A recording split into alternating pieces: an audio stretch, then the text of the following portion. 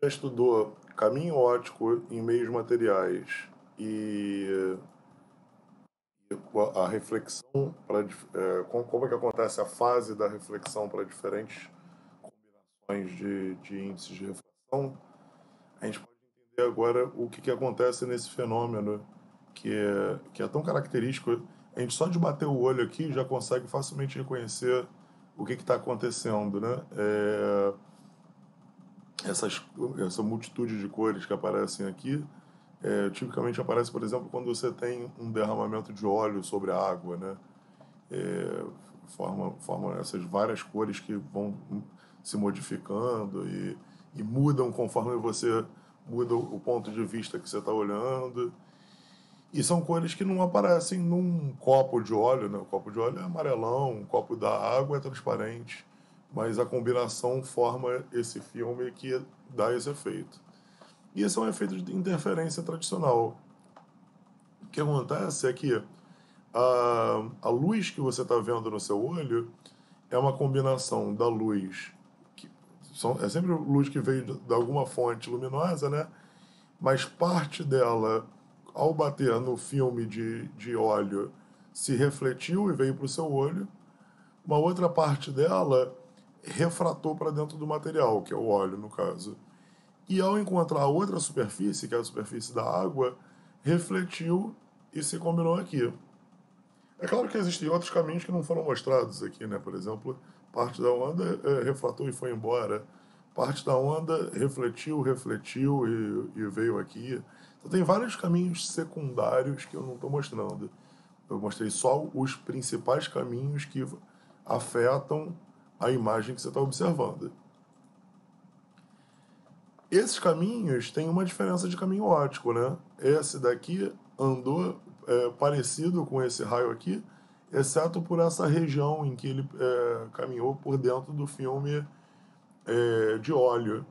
E aí o efeito da interferência vai ser uma combinação dessa diferença de caminho óptico, por isso o primeiro vídeo da aula de hoje, e também do fato de que você está indo de ar para óleo e de óleo para água, e cada um tem um índice de refração diferente, de modo que em cada reflexão dessa pode ou não inverter a fase.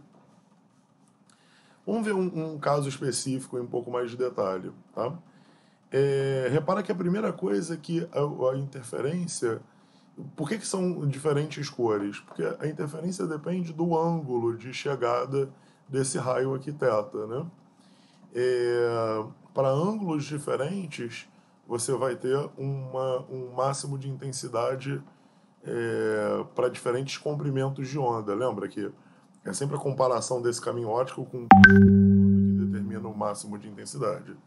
Então, as cores ficam diferentes aqui porque a interferência é maior para o azul, no caso desse ângulo específico, ou para o rosa, rosa não, aqui na verdade meio vermelho, né?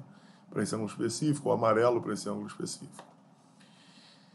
Então, em princípio, ele é uma função geral desse ângulo θ, dos índices de refração N1, N2, N3 e de como que N1, N2 e N3 se comparam no contexto de se a reflexão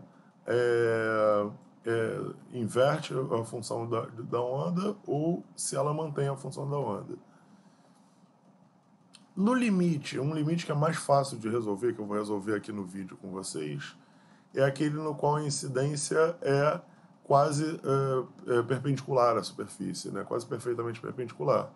Então esses ângulos podem ser desprezados, e aí o raio R1 andou, comparado com o raio R2, um pouco menos só, né? O R2, só o que ele fez foi atravessar duas vezes a lâmina de espessura Lzão.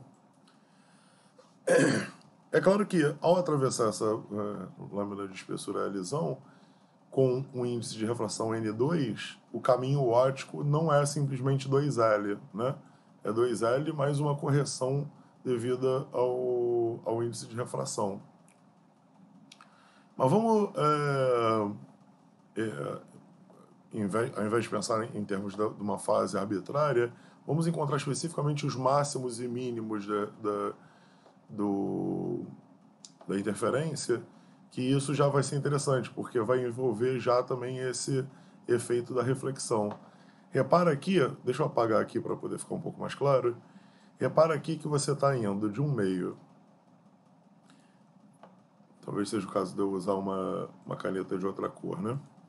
Você está indo de um meio de índice de refração baixo, que é o ar, que é praticamente igual ao do vácuo, próximo de 1, para um meio com índice de refração finito, depois de volta para o ar. Isso significa que na primeira interface, quando a luz passa do ar para N2, ela está indo para um meio de propagação rápida para um meio de propagação lenta.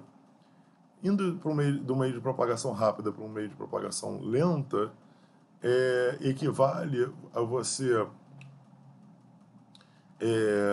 fazer uma passagem dessa, né, de uma corda fina para uma corda grossa, ou seja, acontece com reflexão da fase.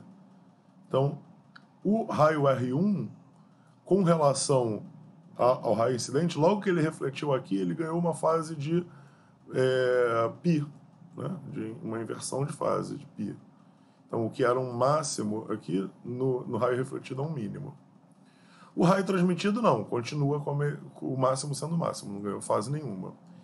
E atravessa aqui e é refletido nessa segunda interface. Essa segunda interface já é o contrário, é de um meio em que a luz é lenta para um meio que a luz é rápida. Um meio como se fosse uma corda grossa para um meio como se fosse uma corda fina. De modo que a reflexão acontece sem inversão de fase. Então, a fase que entrou aqui é a mesma fase que sai aqui refletida. E veio aqui e, pum, mais uma vez foi refratada. Claro que uma parte foi refletida, eu não estou me preocupando com essa parte. Mas ela foi refratada e deu origem a esse raio 2. Mais uma vez, a refração, que é essa onda transmitida, não muda de fase.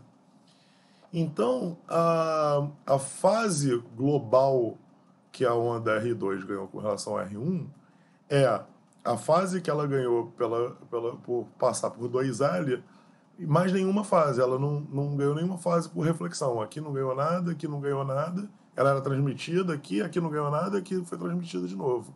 Então, a R2 não ganhou fase nenhuma. Mas a R1 ganhou uma fase de π. Então, olha que interessante. Aqui é um pouco diferente da interferência de fenda dupla. Aqui, o máximo de interferência vai acontecer quando esse caminho 2L for um número ímpar dividido por 2, ou seja, um número semi-inteiro, né, meio ou 3 meios, vezes o comprimento de onda. Claro que comprimento de onda no material, né, mas comprimento de onda. Por quê? Por que isso daqui dá origem ao máximo? Lembra que antigamente, quando você tinha meio comprimento de onda, por exemplo, uma onda estava no máximo, a outra estava no mínimo, e aí a soma das duas se anulava. Agora isso não é mais verdade, porque quando você tem meio de comprimento de onda, se a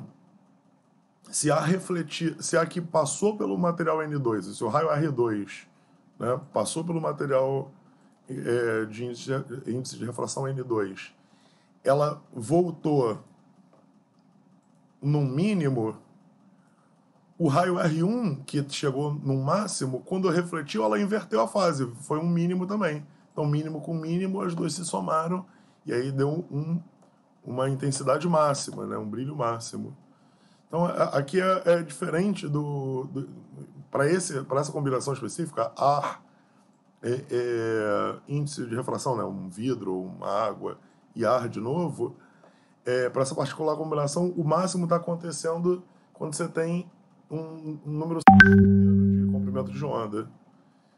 Só com aquele detalhe que eu já falei antes, que o comprimento de onda no material, no meio, né, material, fica diferente, fica alterado pelo índice de refração. Então, vai ser 2L, é um número ímpar dividido por 2 vezes esse lambda N2, que é lambda dividido por N2.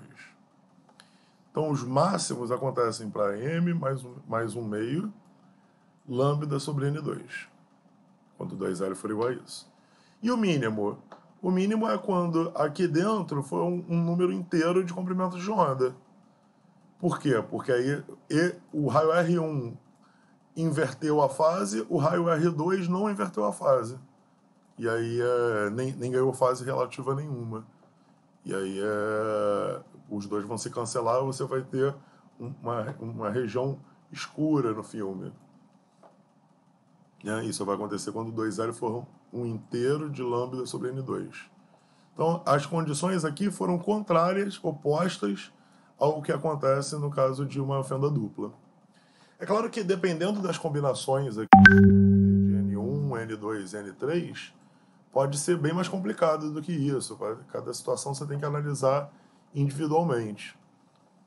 Eu convido vocês, por exemplo, a considerar o caso de ar, que tem um índice de refração menor do que o da água, mas que depois passa para o vidro, que também tem um índice de refração ainda maior. Nesse caso, eu queria que vocês reavaliassem e pensassem como é que ia ser a condição para os máximos, condição sobre 2L, né? 2L igual ao quê? Para ser um máximo e para ser um mínimo de refração. Outros complicadores que podem aparecer nesse tipo de análise, que são cotidianos, né, no contexto de Física 4. Índices de refrações diferentes, combinações de índices diferentes. Ângulo, eu não considerei aqui um ângulo, mas eu poderia calcular quanto é que é o caminho de fato percorrido aqui, depois de você passar com um certo ângulo aqui. Lembrando que o ângulo de refração vai ser diferente do ângulo de incidência, né? Ou mais materiais. Então tem bastante coisa para ser explorada aqui